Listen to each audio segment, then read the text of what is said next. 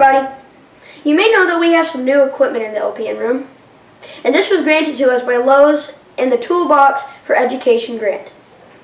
Today we're going to go to Lowe's and meet some associates there, and they're going to teach us some inside projects and outside projects that you can use to spruce up your home this spring.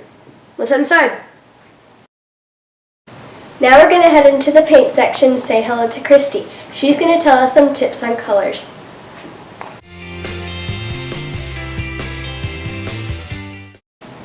Hi Tegan, I'm Christy. I understand you have some questions for me. Hi Christy, yeah I do. What is the most common paint color people ask for? The most common paint color. Most people come in and ask for grays. There's varying different shades of gray. There's some blue grays, green grays, brownish grays, but that is by far the most popular interior paint color that we have. I really like that color. Oh, wonderful, thank you.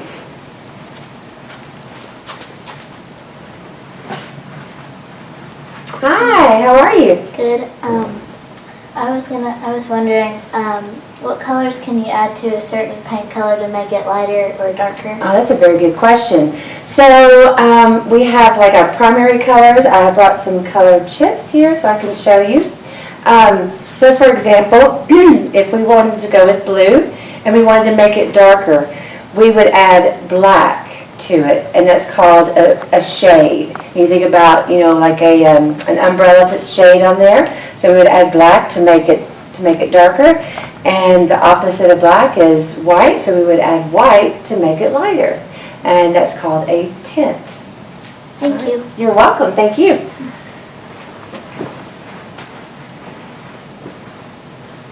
Hi. How are you? Hi, good. How do colors affect your emotions? Oh my goodness. So you think about colors, I know when I think about yellow it makes me happy because I think about the sunshine and the warmth that it brings. Sometimes colors like blue can make you feel very cool and maybe want to just chill out a little bit, and black might make you feel somewhat mysterious.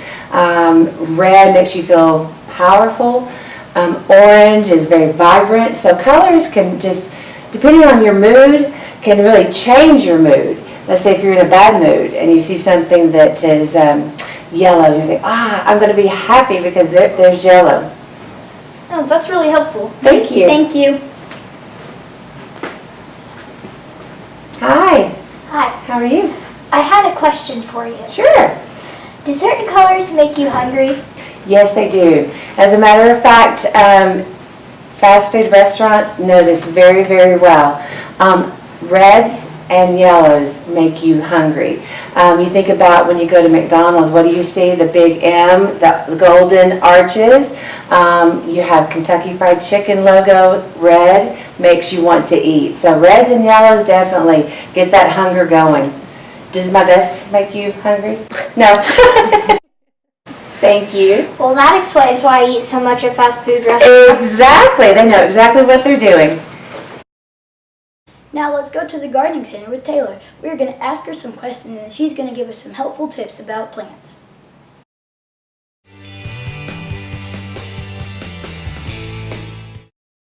Hi, I'm Cash. I have a question for you. Hi, my name is Taylor. What's your question? How do plant roots take in nutrients? That's a really good question. So the plant roots, they hold the soil together, and while they're in that soil, it's kind of like sucking on a straw. They just take those nutrients right up the straw up to the plant, and that's how it survives.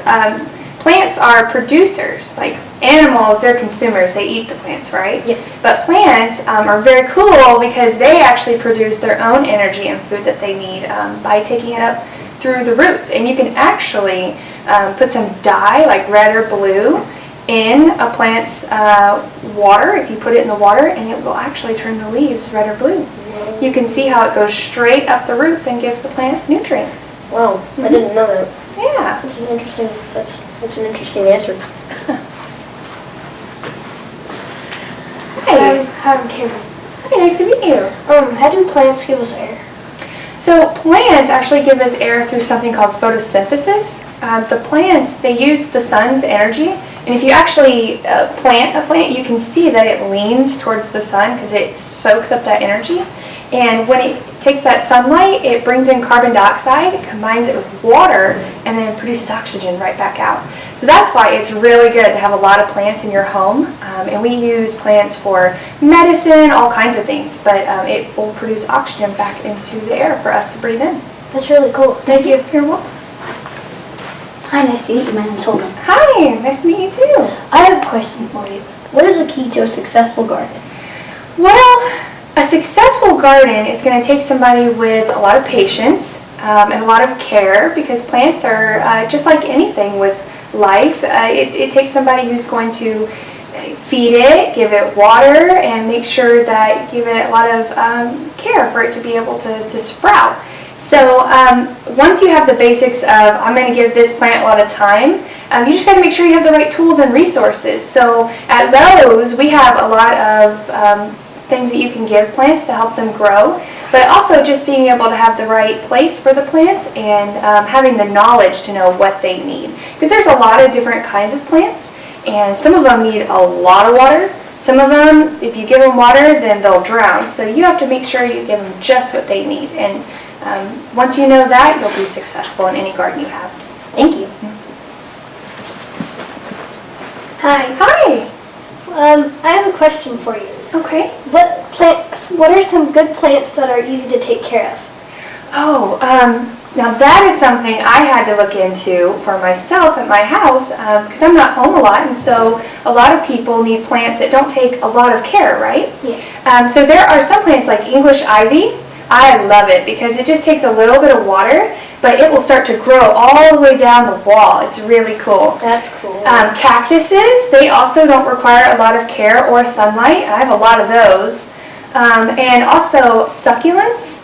A lot of people make succulents garden. They're very similar to a cactus, but pretty much if you water them once a week, they don't take a lot of care. They're really good for people who aren't home a lot or are beginners with plants. That sounds pretty cool. I'm going to try to look in for buying Awesome. cactus. Come see me and I'll show you. Okay, thank you. Hi. Hi, my name is Parker. What kind of plants should we plant in our area? Well, in this area, you mean at the school? Sort of like just in Northwest Arkansas. In Northwest Arkansas, we have a lot of great plants that are local to this area. One of them is black-eyed Susan. It's really cool because it will grow and be a flower. It doesn't take a lot of care, and it will help the bees, which are endangered. It'll help them out, and they pollinate them. And then when the black-eyed Susan's life cycle is over and it dies, it actually will be good bird food. So in the winter, when the black-eyed Susan goes away, the birds will eat the seeds. So you're helping the bees out, you're helping the birds out. It's really good. And daisies are another good one in this area. We have so many different colors, and they're really easy to grow too. That's cool. I had no idea about the birdseed thing. Yeah. Never heard of it. They help in multiple ways. Thank you. Well, that's it for this year's Lion Pride News. Thank you to Christy and Taylor for spending the afternoon with us. And thanks again for our Venus flytraps.